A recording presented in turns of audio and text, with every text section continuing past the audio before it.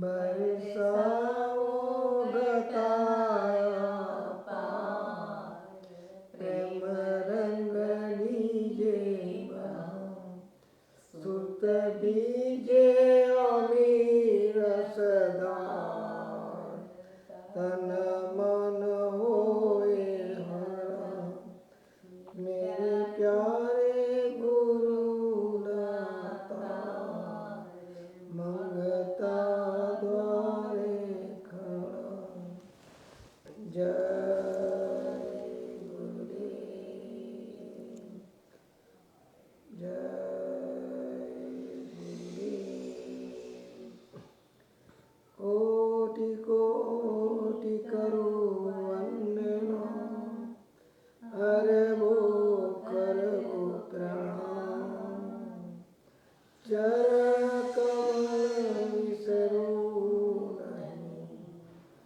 जय गुरुदेव दयाल, जय गुरुदेव। जय गुरुदेव। जय गुरुदेव। जय गुरुदेव नाम किसका?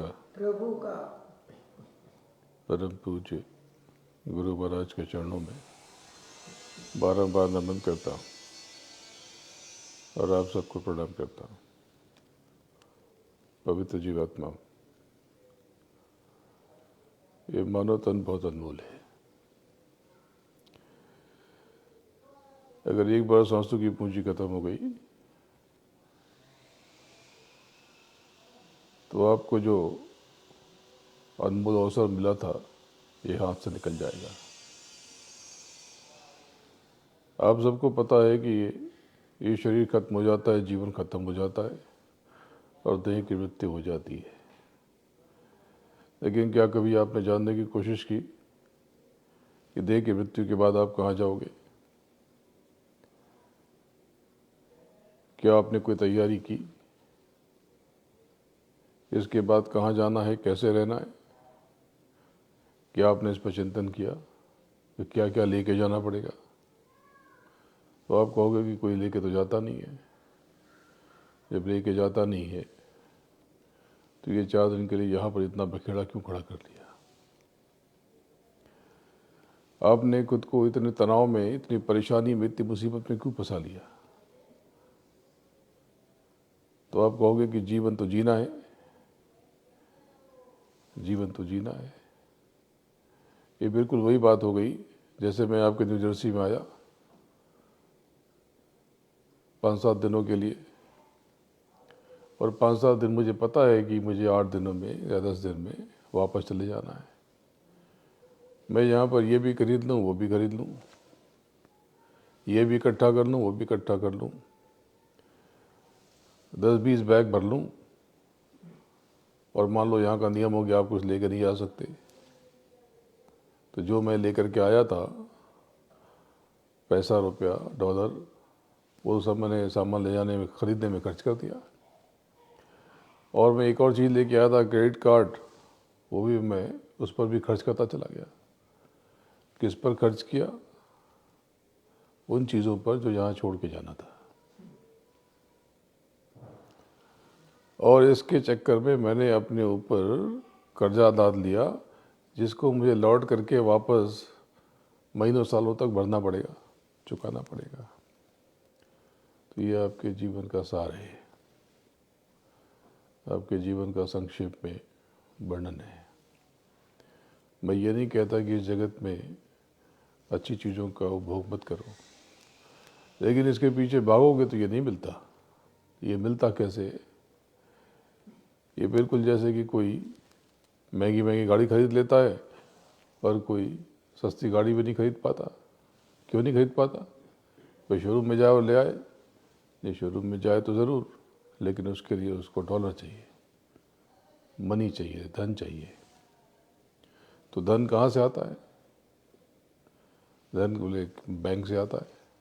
बैंक से नहीं आता। बैंक तो सिर्फ आपके धन का हिसाब किताब रखता है। धन आपके कर्मों से प्रकट होता है। आप जो काम करते हो ये धन उससे आता है। ये कर्मों का विधान बना हुआ, ये जगत कर्मों के अधीन है। आपको यहाँ पर दो अधिकार दिए गए, अच्छे से अच्छा करो और बुरे से बुरा करो। आप जो चाहो वो करो। किसी को पानी पिलाओगे तो उसकी प्यास बुझ जाएगी, और किसी की रोटी छीन लोगे तो वो भूखा रह जाएगा। आप कर्म करने के लिए स्वतंत्र हो, लेकिन आपकी ये स्वतंत्रता, ये फ्रीडम बस इतना ही है। मतलब ये कि आप कर्म करने के लिए फ्री हो, लेकिन उसका फल भोगने के लिए आप फ्री नहीं हो। आपने जो कार्ड स्वाइप कर दिया वो अमाउंट आपको पे करना पड़ेगा, और आपने टाइम से पे नहीं किया तो आपको विद इंटरेस्ट, ब्याज के साथ में भरना पड़ेगा। इस संसार में आपको सब कुछ मिल सकता है, लेकिन वो कैसे मिलेगा,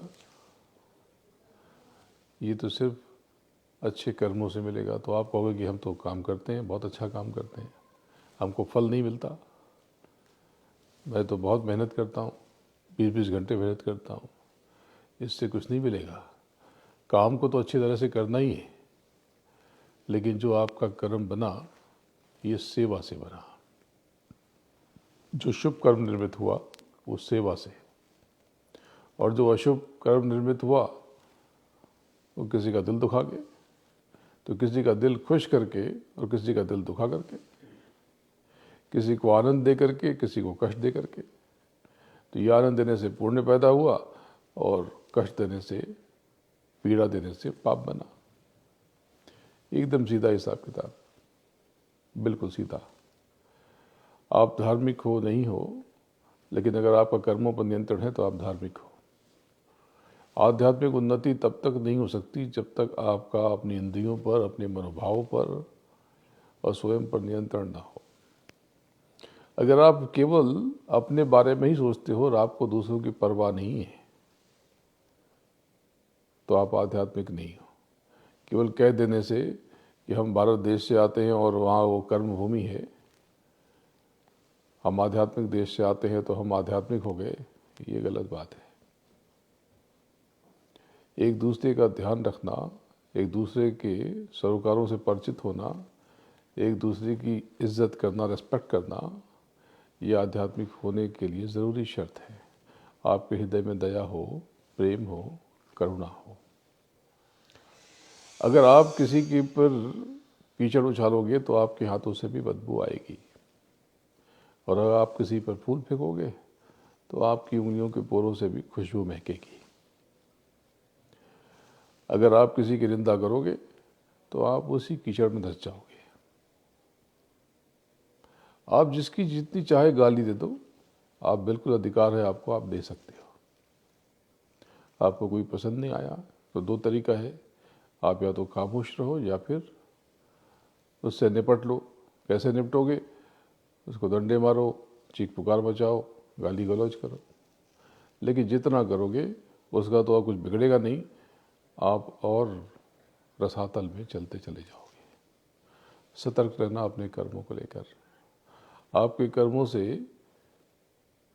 कोई भी ऐसी उल्टी चीज़ न हो, उल्टी बात न हो जो आपको भोगना पड़े।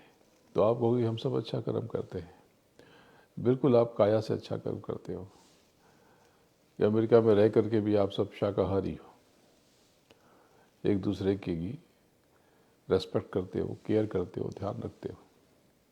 ये कर्म तो काया से जो कर्म हो ये तो ठीक है, लेकिन इसके अलावा दो तरह से कर्म आप और करते हो, विचारों से और वाणी से। आप रह करके नकारात्मक हो जाते हो, गिले शिकवे करते हो, शिकायत करते हो, अनजाने में किसी की निंदा आलोचना कर बैठते हो। ये सब कर्म आपको भोगने पड़ेंगे। ये तो आपको किसी ने बताया नहीं, ना आपने जानने की कोशिश की। इसलिए आप देखोगे कि जो लोग एक दूसरे की टांग खींचते हैं, शिकायत करते हैं, वो हमेशा असंतुष्ट होते हैं और उनका जीवन अच्छा हो के भी बेकार हो जाता है। सब कुछ हो करके भी वो जीवन का उपभोग नहीं कर पाते और जीवन को ख़त्म कर बैठते हैं, तबाह कर बैठते हैं। अगर आप बार बार शिकायत करते हो, इसका अर्थ ये है कि आपको प्रभु पे, गुरु पे भरोसा नहीं है। अगर भरोसा होता तो आप अपना कर्म करते रहते और जो आज के हालात है उसको उसके ऊपर छोड़ देते कि जैसा प्रभु रखेगा वैसा मैं रह लूँगा, जैसी गुरु की मौज होगी वैसा हो जाएगा। लेकिन आप दिन रात शिकायत करते हो। इसके अलावा आप वाणी से कर्म करते हो, एक दूसरे पर आरोप लगाते हो, असत्य बोलते हो। ये जो असत्य है, जिसको आप झूठ कहते हो, ये बहुत बड़ा पाप है। जो व्यक्ति बात बात में असत्य बोलता हो, झूठ बोलता हो, आप देखो उसकी आर्थिक स्थिति अच्छी नहीं रहेगी। भले पैसा उसके पास मिलियंस आ जाए, बिलियन आ जाए, कितना भी आ जाए, लेकिन वो रुकेगा नहीं, टिकेगा नहीं, वो कर्जे में धंसता चला जाएगा और एक न एक दिन वो बैंकरप्सी फाइल करनी पड़ेगी या उसकी हालत खराब हो जाएगी। वैसे यहाँ पर लोग झूठ पसंद नहीं करते, ना बोलते, लेकिन आप ध्यान से देखना कि जो बात बात में झूठ बोलता है उसकी आर्थिक स्थिति यानी फाइनेंशियल स्टेटस उसका अच्छा नहीं होगा। हमेशा जितना भी होगा वो कम रहेगा उसको। तो अपनी वाणी को लेकर के सतर्क रहना। जब भी करना दूसरे की प्रशंसा करना, बुराई किसी की मत करना, या चुप हो जा। अरे ये तो फला ऐसा है, ये तो आम से तेम से रद्दी मानुस, कुछ नहीं, कोई बुरा नहीं है। बुरा जो देखन मैं चला, बुरा न मिला कोई, और अपने भीतर देखा तो मुझसा बुरा न कोई। हमारे भीतर इतनी कमियां हैं, हमें बाहर तलाश करने की ज़रूरत क्या है कमी किसी में? हमें किसने अधिकार दे दिया कि किसी को हम अच्छा बनाएं या बुरा बनाएं या सही गलत सिद्ध करते रहें? इन चक्करों में पड़ेंगे तो सासों की पूंजी खत्म हो जाएगी। आप अपने भीतर जाओ, अपने भीतर मालिक की तलाश करो, उस प्रभु की खोज करो, उस परम पिता को ढूंढो, आप जिसका अंश हो। क्योंकि अगर आपने ये पढ़ा होगा, सुना होगा, आपको महात्माओं ने बताया होगा, सत्संग में बताया होगा, आपने किताबें पढ़ी होंगी कि आप की जो आत्मा है उस परमात्मा का अंश है, उस परम चेतना का हिस्सा है। जब आप उस परम चेतना का हिस्सा हो तो आप इतने कष्ट में क्यों हो, इतने पीड़ा में क्यों हो, इतने दुख में क्यों? इसलिए कि आप अपने आप से परिचित नहीं हो।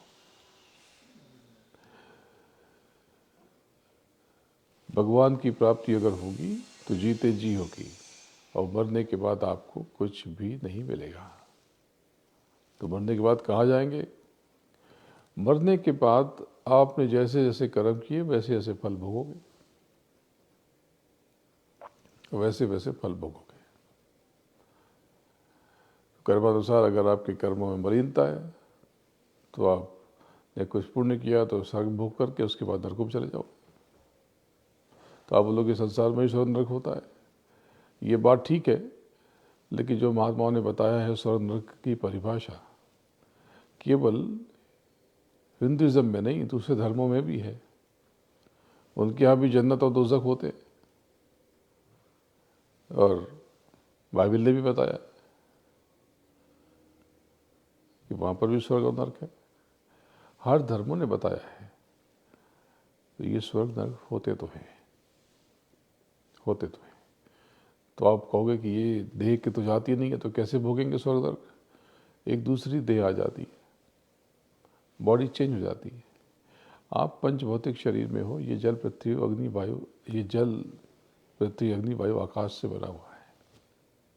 इसके ऊपर जो देवी देवता है, इनका जो शरीर है 17 तत्वों का है, जिसमें ब्रह्मा विष्णु महेश ये सब, इनकी देह 17 तत्वों से भरी हुई है। 5 ज्ञानेंद्रियाँ, 5 कर्मेंद्रियाँ, 3 गुण और 4 अंतःकरण। इनकी जो देह है ये पारदर्शी है, ट्रांसपेरेंट। इसमें बहुत रोशनी है, बहुत प्रकाश है, इनके दर्शन होते हैं। अगर आपने किसी देवी की या देवता की पूजा की और आपको दर्शन नहीं हुए तो मतलब आपकी उपासना में कमी है।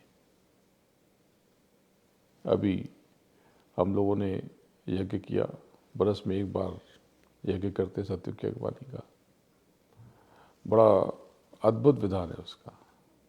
उसमें जितनी शक्तियाँ हैं, जिसको दुर्गा कहते हो, जिसको शंभू कहते हो, जिसको चंडी कहते हो, ये सब मिला करके एक ऐसा गुलदस्ता बनता है, ऐसा अनूठा यज्ञ कि आपने कभी देखा नहीं होगा। तो तमाम तरह की शक्तियाँ प्रकट होती हैं और कैमरों में भी आ जाती हैं, वो कैमरे में आ जाती हैं। इन सब को साध करके सतयुग की अगवानी की तैयारी होती है। जैसे कि कोई बोले कि भाई डिनर है, तो डिनर है तो डिनर में क्या है, तो बोले कि डिनर में तो सॉफ्ट ड्रिंक है, जूस है। इतना ही सुना आपने, मेनू का इतना ही देखा। बोले अरे डिनर में कुछ नहीं होता, केवल सॉफ्ट ड्रिंक पिला रहे हैं और केवल जूस पिला रहे हो, कहते हैं डिनर है। अरे आपने बाकी मेनू देखे ही नहीं, ये तो वेलकम ड्रिंक है। इसके बाद फिर स्टार्टर आएगा, बोले वो तो स्टार्टर खिला रहे हैं और कहते हैं डिनर है। अरे आपने इतना ही देखा। इसके बाद सूप है, तो बोले अरे तो सूप पिला रहे हैं और कहते हैं कि बात ऐसी है कि सब मिल करके खाना बनता है। उसमें पापड़ भी होता है, सलाद भी होता है, उसमें चटनी भी होती है, अचार भी होता है और तरह तरह के व्यंजन भी होते हैं। ये सब मिल करके एक पूरी प्रक्रिया बनती है। तो सतयुग की अगवानी का जो यज्ञ होता है, ऐसा विलक्षण, ऐसा अद्भुत कि ना आपने कभी देखा कि ना कभी महसूस किया। तो अगला यज्ञ दिवाली के पश्चात, ये जो 2023 की दीपावली आएगी, इसके पश्चात जो छठ आएगी, छठ पूजा होती है, उस दिन से आरंभ होगा और कार्तिक पूर्णिमा पर उसका समापन होगा। आप सब भी आने की तैयारी करो।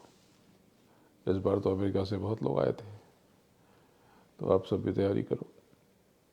और मैं आपको न्योता देता हूँ, आप अपने जीवन में परिवर्तन पाओगे उस यज्ञ में आने के बाद।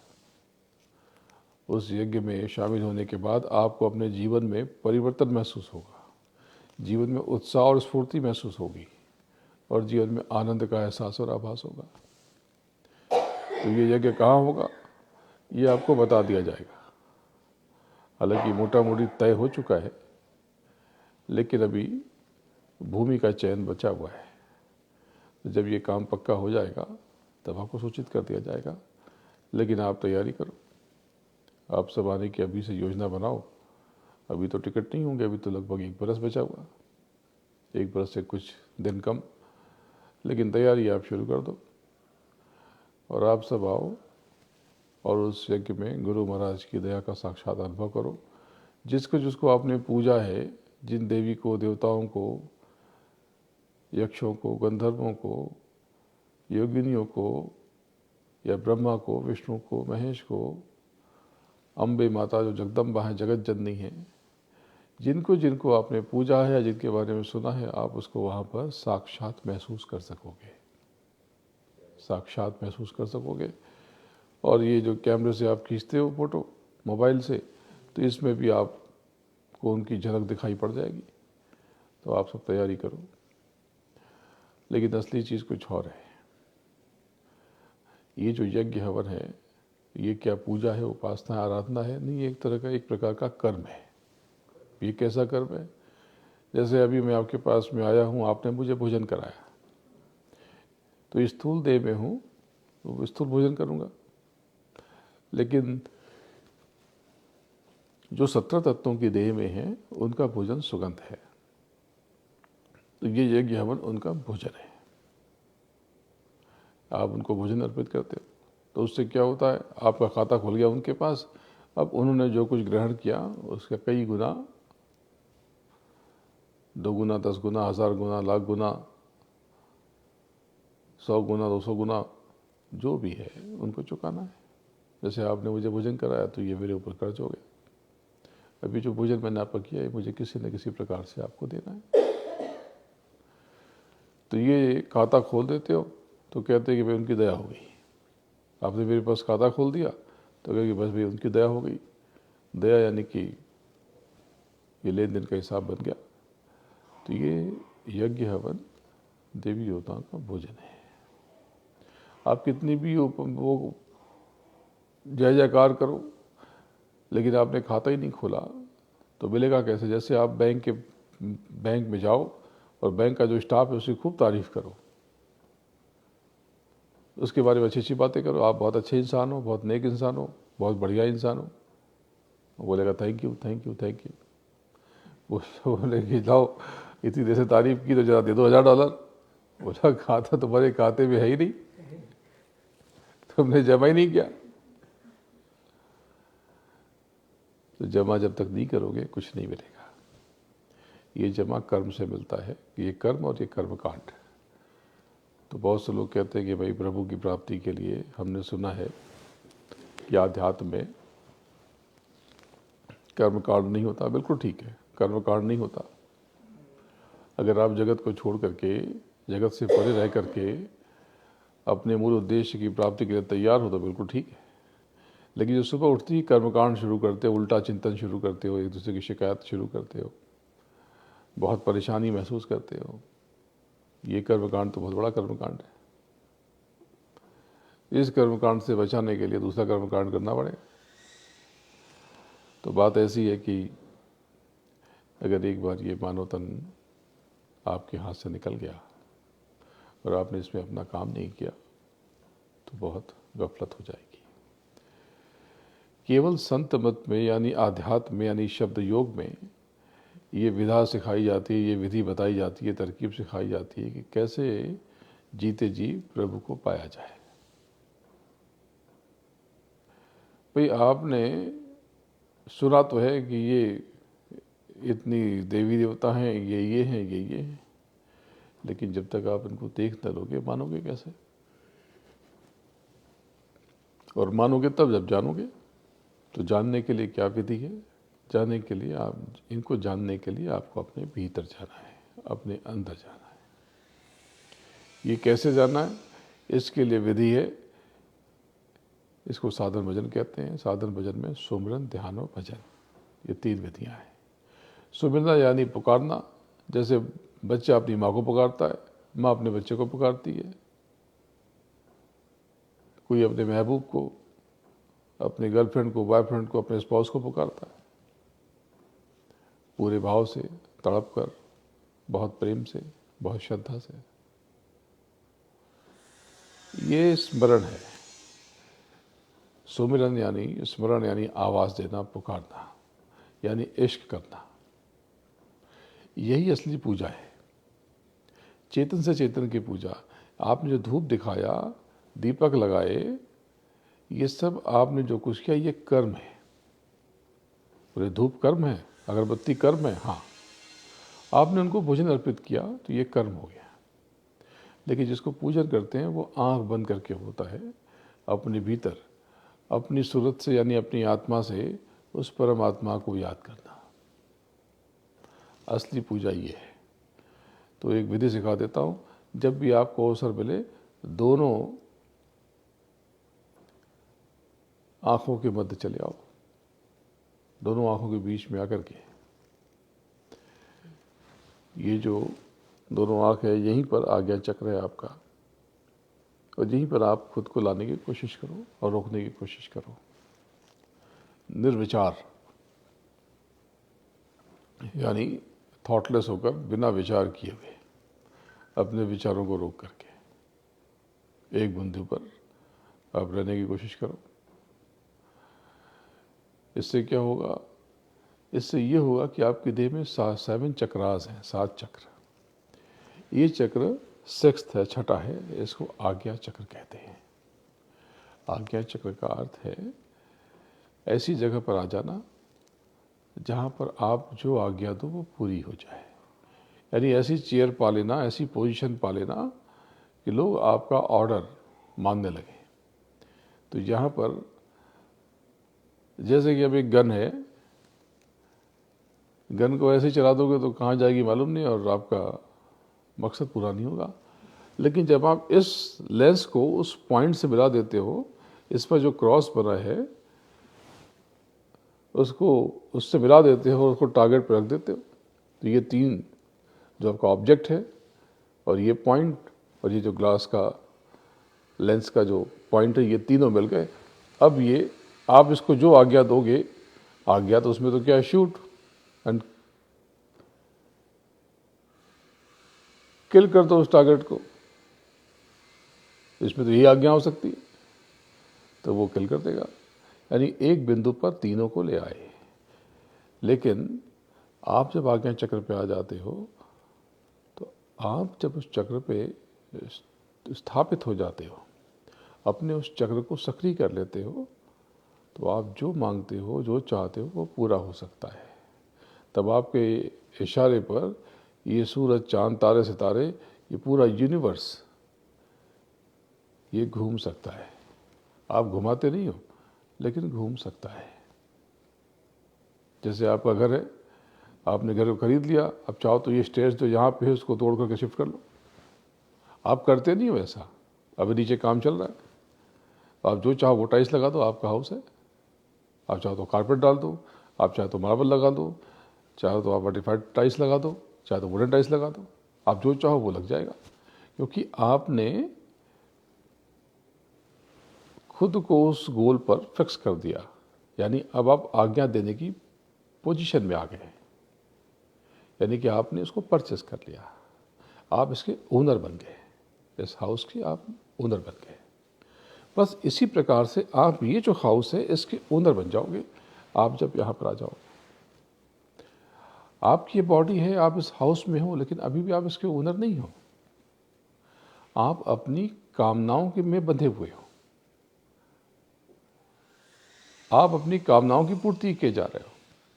ये बॉडी कहती है कि आई एम हंग्री, तो आप इसको फीड करने लगते हो, फूड देने लगते हो। ये कहता है कि मुझे गर्मी लग रही है, तो आप इसको ठंडा करने लगते हो।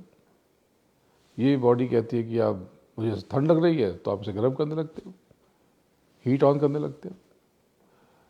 तो ये क्या हुआ, आप अपनी आकांक्षाओं के, अपनी इच्छाओं के गुलाम बन गए। आप इस बॉडी को ओन करते हुए भी इस बॉडी को ओन नहीं कर रहे हो, आप इसके गुलाम बन गए। लेकिन जब यहाँ पर आ जाओगे, तब ये सारी कामनाएं, ये सारी आकांक्षाएं आपके इशारे पर चलेगी। आपकी अपनी बॉडी नहीं, पूरा यूनिवर्स आपके इशारे पर चल सकता है। इसीलिए कहते हैं कि अगर आपने खुद को जीत लिया तो संसार जीत लिया। इसलिए अपने एक्शन पे, अपनी वाणी पे, अपने बोलने पे, अपने चलने पे, बात करने पे बहुत बड़ा नियंत्रण रखो। कुछ भी जुबान से ना निकले। आपको बुरा लगा और आपने मुंह से गंदी गंदी बातें उगल दी, ये तो कोई करामात नहीं भी। ये तो बिल्कुल वैसा हुआ कि गाड़ी चल रही है, और गाड़ी चल रही है तो उसमें हीट जनरेट हुई, तो क्या हुआ, हीट होने दी तो क्या होगा, गाड़ी में आग लग जाएगी। तो गाड़ी में एक फंक्शन होता है, एक कंपोनेंट होता है, उसको कहते हो आप रेडिएटर। तो रेडिएटर क्या करता है, ये कूल करता है। क्योंकि गाड़ी तभी चल पाएगी दूर तक, देर तक, जब तक उसमें ठंडक होगी, शीतलता होगी। ऐसे ही आपका जीवन तभी चल पाएगा जब उसमें शीतलता होगी, जब उसमें स्थिरता होगी, ठंडक होगी। आपके वचनों में, आचरण में ऐसा कुछ हो कि आपको भी आनंद आए, दूसरों को भी आनंद आए। इसी को कहा कि ऐसी वाणी बोलिए मन का आपा खोए, औरों को शीतल करे और आप हो शीतल हुए, खुद भी शीतल हो। तो इसका ध्यान रखना, आपके मुख से गलत वचन न निकले, कड़वे शब्द न निकले, आप असत्य न बोलो, दूसरों को क्रिटिसाइज मत करो, क्योंकि इससे सिर्फ आपका नुकसान है। आप बोले अरे वो तो बहुत बुरा आदमी है, वो अच्छा है या बुरा, अपने कर्मों के लिए वो जिम्मेदार है। He is responsible for his karma, she is responsible for her karma, और they are responsible for their karma. आपका इससे कोई नाता ना कोई वास्ता। कौन क्या करता है इस फेर में मत पड़ो। एक तो आपके पास पूरी इन्फॉर्मेशन नहीं होती। जैसे किसी बड़ी सेलिब्रिटी को लेकर के लोग, या कोई बड़ा आदमी है, फेमस है, उसके बारे में कोई न्यूज़ आ गई तो लोग लगते हैं क्रिटिसाइज करने, अरे ही इज़ करप्ट, तो बहुत बुरा आदमी है, बहुत खराब आदमी है। क्या आपने जाना उसको? क्या आपको पता है कि उसने क्या किया है, क्या आपने उसकी बैलेंस शीट देखी है, क्या आपने उसका अकाउंट देखा है, कुछ नहीं देखा। आपने एक परसेप्शन बना लिया, एक इमेज बना ली बस, और उसके बाद आपके भीतर से जहर निकलना शुरू हो गया। ये जो जहर आपका निकला है ये उसके पास नहीं जा रहा, ये आपके पास ही रह गया। आपकी खाने पीने में, सोच में, विचार में इसने आपको ही जहरीला बना दिया और आपके जीवन को खराब कर दिया। अगर आपके जीवन में कष्ट है तो यू आर रिस्पॉन्सिबल, आपके जीवन में सुख है, आनंद है तो यू आर रिस्पॉन्सिबल। मैं क्या कर रहा हूँ? आपके इस शहर में, इसी जगह पे, इस स्थान पे कितनी बार आ चुका हूँ। कहीं घूमने जाता हूँ, पता नहीं, मुझे तो पता भी नहीं है कि नेबरिंग सिटीज़ में या आसपास की जगहों पे क्या है। मुझे याद नहीं आता कि मैंने कभी घूम करके इस इलाके को कब देखा है। यहीं पास में न्यूयॉर्क है, वो स्टेचू मैंने 10 साल पहले देखा था। उसके बाद तो जाने कितनी बार आ चुका हूँ, आज तक मैंने रुख नहीं किया। न मैं घूमने जाता हूँ, न कुछ करने जाता हूँ। मैं क्या करता हूँ? इतनी मेहनत क्यों कर रहा हूँ? आप कभी सोचना। ये बार बार आकर के आपको नए नए जीवों को जगाने का काम, ये मैं करता क्या? ये मैं किसके लिए आ रहा हूँ? ओनली फॉर यू, सिर्फ आपके लिए, आप सबके लिए। मेरा क्या है इस पे? कभी सोचना। आपने मुझे क्या दे दिया और मैंने क्या ले लिया? अगर मैं घर से निकलता ही नहीं तो वो जो कुछ है वो सेव कर लेता। जो आने में खर्च हुए, जो जाने में खर्च होंगे, और जो यहाँ और भी मूवमेंट में, ट्रैवलिंग में खर्च होंगे, वो सब बचा लेता मैं। उसमें तो मेरा फ़ायदा ही होता, क्योंकि आप तो कुछ देते नहीं हो, आप दोगे तो मैं लेके जा भी नहीं सकता हूँ। तो मैं क्या कर रहा हूँ? मैं सिर्फ आपसे परिचय कराने के लिए बेकरार हूँ और अपने कर्मों पर। ये मेरा कर्म है, ये मेरा काम है। मैं आपको जगाए जा रहा हूँ। आज नहीं तो कल आप जागोगे ही, आपको जागना ही पड़ेगा, आपको जागना ही पड़ेगा। क्योंकि मेरे गुरु महाराज ने कहा कि तुमको घर पहुँचाना, यही हमारा काम। आपको आपसे परिचित करा देना, आपका बोध करा देना, और आपका कोई घर है, कोई धाम है, कोई लोक है, वहाँ तक आपको पहुँचा देना, पहुँचने में मदद करना। इसके अलावा कोई काम नहीं। क्योंकि यहाँ पर इस एरिया में न तो घूमने की कोई जगह है। घूमने की जगह बहुत सुंदर सुंदर है। आपके अमेरिका में एक से बढ़ के एक जगह है, लेकिन आपको तो मेरा पूरा शेड्यूल, पूरा स्केड्यूल पता है। मैं कहीं नहीं जाता। यहाँ से निकलूँगा तो कहाँ जाऊँगा? मिडवेस्ट में। मिडवेस्ट में क्या है? बिल्कुल डेजर्ट, कुछ नहीं, कोई घूमने की जगह नहीं। टेक्सास चला जाऊँगा, टेक्सास में क्या है? कुछ भी नहीं। इसी के आसपास, आप सबके आसपास ही रह जाता हूँ।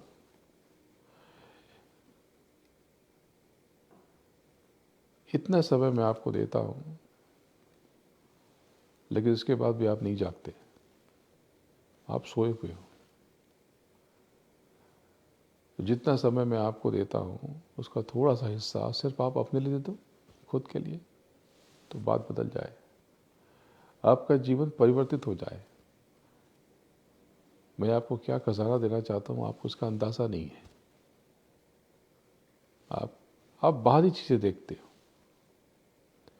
यानी बैंक से जो, एटीएम से या कार्ड से जो शॉपिंग हो रही है, आप उतना ही देख रहे हो। मैं शॉपिंग की जो स्ट्रेंथ है वो क्रिएट करने की बात कर रहा हूँ। आपके अकाउंट में जो बैलेंस है, जिससे आप कुछ भी खरीद सकते हो, वो इकट्ठा करने की बात कर रहा हूँ। मैं आपका परिचय आपको खुद से कराने की बात कर रहा हूँ।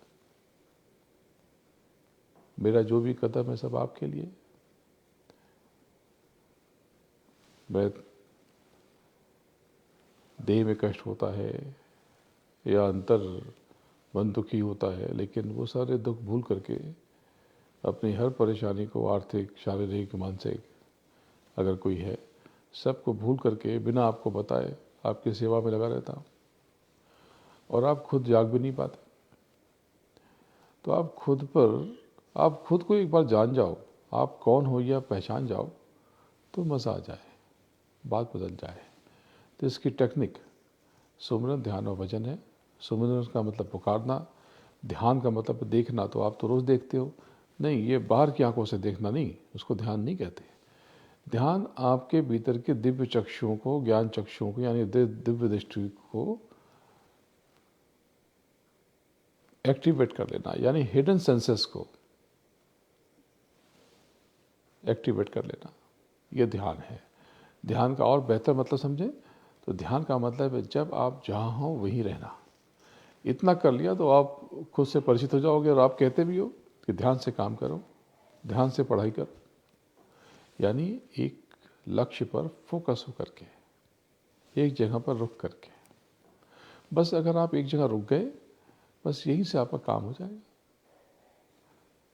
बस जो मैंने कहा कि ये जो जब शूटिंग करते हैं तो ये 3 चीज़ को मिला देते हैं, ऑब्जेक्ट को, और वो जो फर्स्ट पॉइंट है उसको क्या कहते हैं मुझे नाम नहीं पता, और ये जो लेंस पे जो क्रॉस है उसका जो पॉइंट है, ये तीनों मिल गए, बस इतने में काम हो जाता है, निशाना लग जाता है। इसी प्रकार से आप ध्यान पे जब आप एक बिंदु पर पहुंचोगे तो आपका ये चक्र एक्टिवेट हो जाएगा। ये काल्पनिक बातें नहीं है, ये सिर्फ कल्पना की बातें नहीं है, ये सच्ची बात है।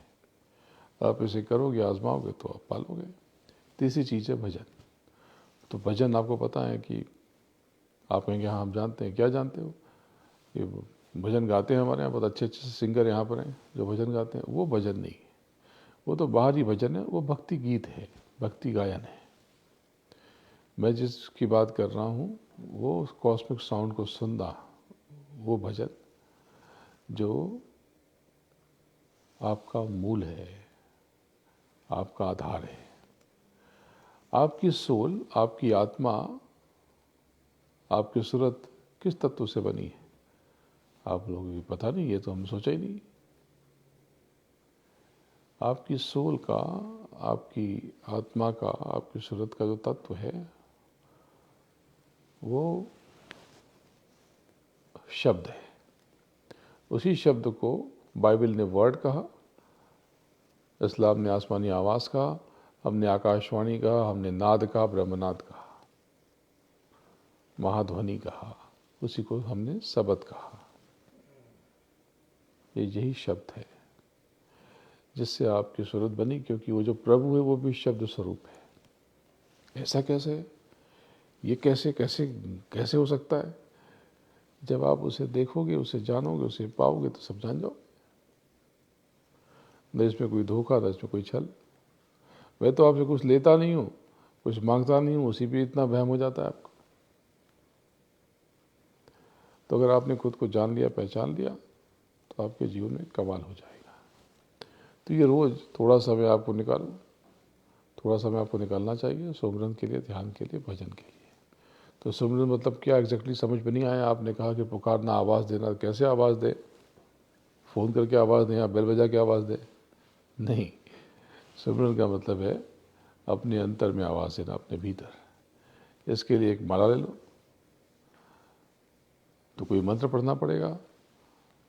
मंत्र सबसे बड़ा मंत्र है इस कलयुग में, गुरु महाराज का जगाया हुआ नाम जय गुरुदेव। इसको जय गुरुदेव, जय गुरुदेव तो बोल के करना नहीं, बिल्कुल जीव को हिलने मत देना। इससे क्या होगा? बड़ा कमाल होगा। शुरू में आपको थोड़ी दिक्कत होगी, असहसा लगेगा, लेकिन जब नियमित रूप से आप करोगे, रेगुलर बेसिस पे, तो आपके भीतर इतनी अगाध शक्ति भर जाएगी, इतनी ताकत भर जाएगी कि आप इस मानव शरीर में रहते हुए भी महामानव हो जाओगे। ये सुमिरन, ध्यान और भजन। तो भजन आपने बताया नहीं है, भजन तो बता दिया कि भाई कॉस्मिक साउंड को सुनना, सुनेंगे कैसे? ये बाहरी कानों को बंद कर दो, इसको आराम दे दो। यहाँ तो बहुत शांति है, तो यहाँ वैसे भी ज़रूरत कम है। आप देखो आपके भीतर एक वाइब्रेशन से, एक झंझनाहट सी महसूस हो रही है। ये दरअसल ऊपर से उतरते हुए शब्द है जिनको आप रिकॉग्नाइज नहीं कर पा रहे, पहचान नहीं पा रहे, तो इनको पकड़ के आप ऊपर चढ़ने की कोशिश करो। ऊपर बैठा हुआ आपके साथ सदगुरु चल रहा, वो गुरु चल रहा, और जिनको नामदान नहीं मिला, अंतर में वो नाम उतर आता है, अंतर में नाम महसूस होने लगता है। वो ध्वनि, वो शब्द आकर के घेरा बना करके आपके सामने खड़े हो जाते हैं। तो ये बड़ा प्रैक्टिकल सा पाथ है, मार्ग है, रास्ता है। इसमें कुछ भी मैंने आपको ना तो कोई बहुत समय लगाने वाली चीज़ सिखाई, न तो कोई खर्च करने वाले उपाय बताए, बस आपको अपने भीतर जाना सिखाया। ये करने के बाद आपका चेहरा दमकने लगेगा, चमकने लगेगा।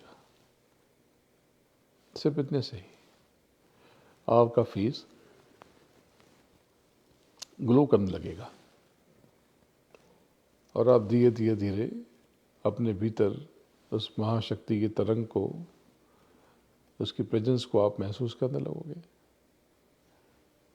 और जब आप उसको महसूस करने लगोगे तो ये जगत की सारी चीज़ें आपके पीछे दौड़ पड़ेंगी। आपके कर्म शुद्ध रहेंगे।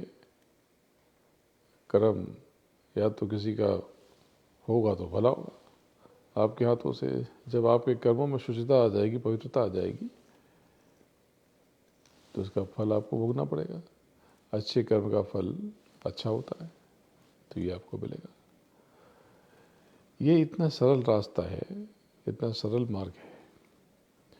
एक कलयुग में इससे आसान विधि कभी नहीं बताई गई। कलयुग केवल नाम धारा, तो सुमिर सुमिर बहुत रही पारा। बहुत आसान तरीका मैंने आपको बताया। ना तो मैंने आपको बहुत तंत्र मंत्र में उलझाया, ना बहुत पूजा पाठ में उलझाया, ना तो बहुत यज्ञ हवन में उलझाया। अभी तो आपने कहा यज्ञ, सिर्फ बरस में एक बार हम 10 दिनों तक यज्ञ करते हैं। 10 दिन या 9 दिन या जितने दिन भी होते। पहले 7 दिन का होता था, फिर ये बढ़ करके 10 दिन हो गया।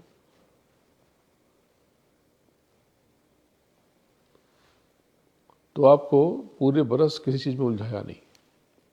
आप जो करते हो करते रहो, बस अपने भीतर जाते रहो और कर्मों को लेकर सतर्क रहो। तो ये जो सुमिरन ध्यान भजन कहाँ करें, किस कलर का आसन हो, आप कहीं बैठो, आप चेयर पे बैठ जाओ जैसे मैं बैठा हूँ, आप काउच पे बैठ जाओ। बस इसमें एक चीज़ है कि आपकी बैकबोन सीधी रहे तो आसानी होती है।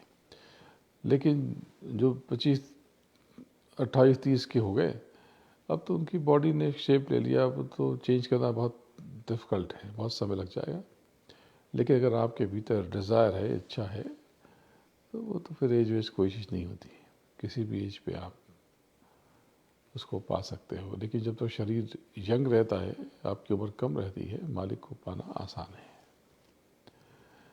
जब समय बीत चुका होता है और समय बहुत कम बचा होता है, तो उस प्रभु का अनुभव कर पाना कठिन है। तो जो यंग हैं वो तो बहुत कमाल कर सकते हैं। अभी तो मैंने कुछ सिखाया नहीं, ऐसी ऐसी चीज़ें सिखाऊंगा कि आप दंग रह जाओगे और हैरान हो जाओगे। तो मैं आपको जो देना चाहता हूँ वो आप ले लो और अपने जीवन में बदलाव को महसूस करो। और ये अगली दिवाली 2023 की जो नवंबर में है, उसके पश्चात जो छठ पूजा है, उस दिन से साकेत महायज्ञ शुरू होगा। तो आप सब तैयारी करो और आप सब अपना दर्शन दो और अपने भीतर उतर करके उस मालिक का दर्शन वहाँ पे करो। बोलो जय गुरुदेव। जय गुरुदेव नाम किसका? प्रभु का। जय गुरुदेव नाम किसका? प्रभु का। गुरु महाराज के चरणों में नमन करता हूँ और आप सबको प्रणाम करता हूँ। जय गुरुदेव।